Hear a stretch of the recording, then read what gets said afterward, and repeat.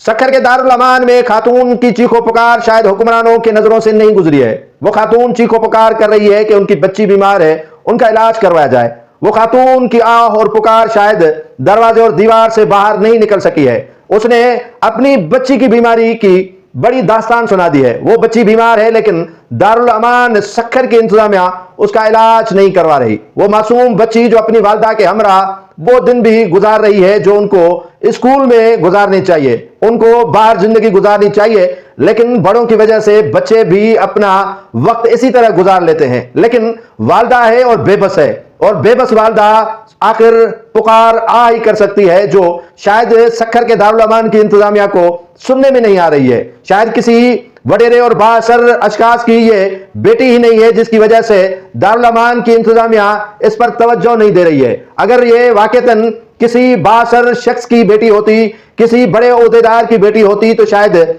इनके यहाँ कुछ रहम आ जाता जो इंतजामिया है दारुल अमान सक्खर की उनको। शायद इनके पास रुश्वत के लिए पैसे नहीं है जो इंतजामिया को खिलाए तो उनकी बेटी का इलाज करवाया जाए। ये मेरा मुतालबा है यहाँ के अंधे बहरे और गूंगे हुक्मरानों को कि खुदारा इस खातून की बच्ची का इलाज करवा कर उन्हें तंदुरुस्त बनाया जाए।